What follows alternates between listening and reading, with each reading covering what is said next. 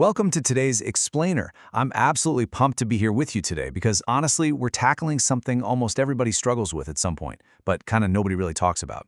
Today, I'm stepping in as your personal coach. We're going to work together to completely dismantle that social anxiety and build some real, authentic social confidence. So if you've ever felt totally paralyzed when you just wanted to introduce yourself to someone new, well, you are in exactly the right place. We're going to break down the actual mechanics of approaching people without that overwhelming fear, and we'll do it step by step. Now, I want you to picture this. You're out somewhere, maybe a coffee shop or a bookstore, and you see someone you're genuinely interested in. You think about walking over, but instantly your brain just starts spinning through all the options, right? You start over-rehearsing exactly what you're going to say, you literally feel your chest tighten, and then bam, before you know it, the moment's passed and they're gone. Sound familiar? Look, I want to validate right here, right now, that fearing a bad outcome is completely normal. Honestly, most of us aren't actually terrified of the conversation itself. We're terrified of the rejection. We're terrified of making it weird. But here's the great news. Confidence isn't just something you're born with, it's a muscle. So here's our game plan for today's training. First, we'll be redefining your end goal, then dropping the perfection pedestal. After that, we'll build your daily warm-up routine, dive into the approach playbook, and finally learn about winning through graceful rejection. Okay, let's dive into this. Part 1, redefining your end goal. This is arguably the most absolutely crucial mindset shift you can make. You see, the biggest mistake people make when trying to approach someone they're attracted to is measuring their success by the other person's response. They think success means getting a phone number, bagging a date, or getting some enthusiastic yes. But we are completely changing the goalpost today.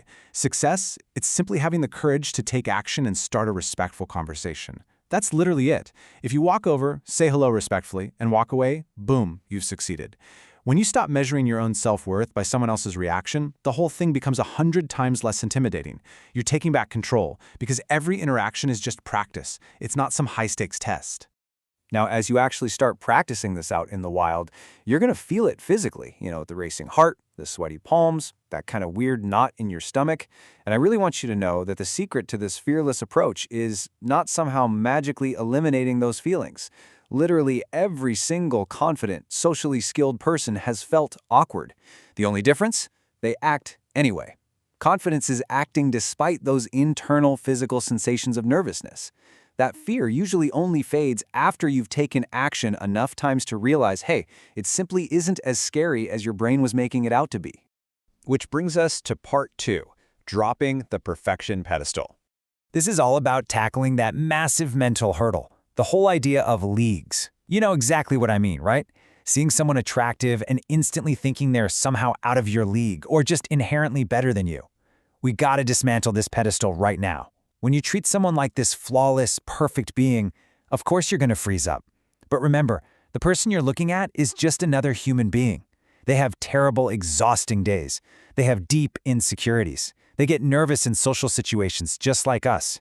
They've got bills to pay, stressful jobs, the whole shebang. The exact second you stop treating attractive people like they're mythical creatures and start seeing them as regular, flawed humans, well, finding the words for a natural conversation becomes so much easier.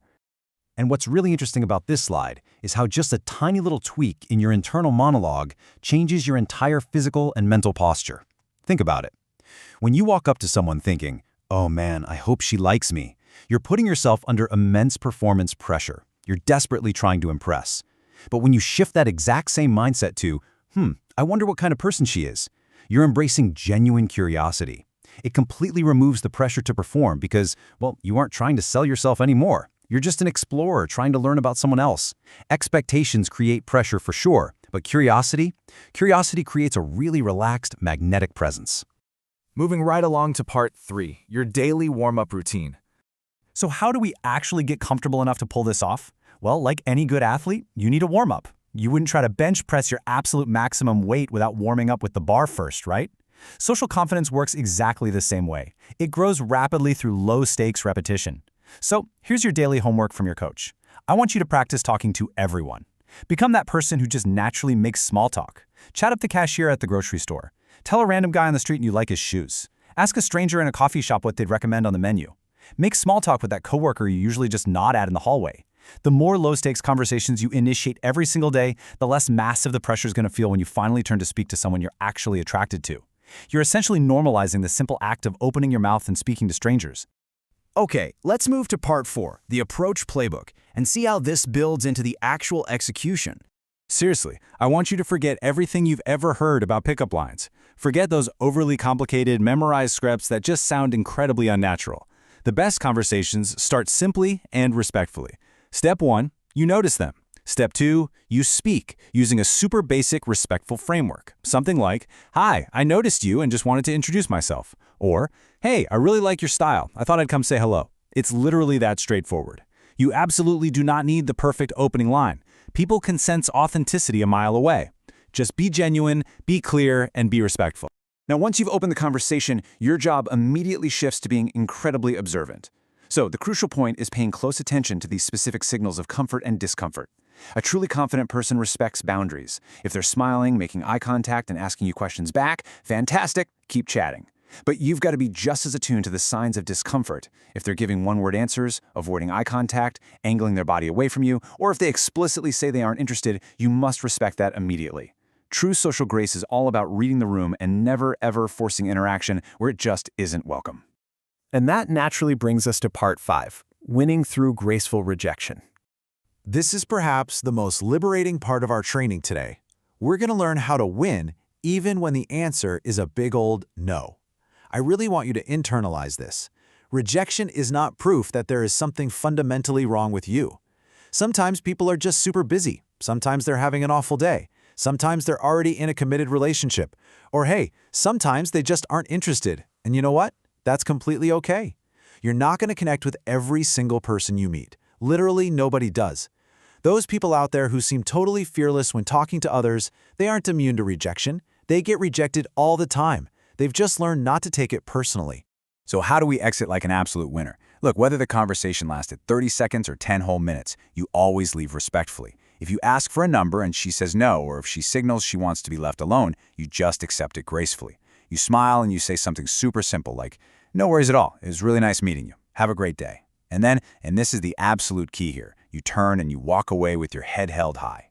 You do not slink away in defeat. No way. You walk away proud because you actually achieved our redefined goal from step 1. You had the courage to take action. And I think this brilliantly illustrates the ultimate philosophy of everything we've talked about today. Confidence isn't getting every outcome you want. Confidence is knowing you'll be okay regardless. Think about it.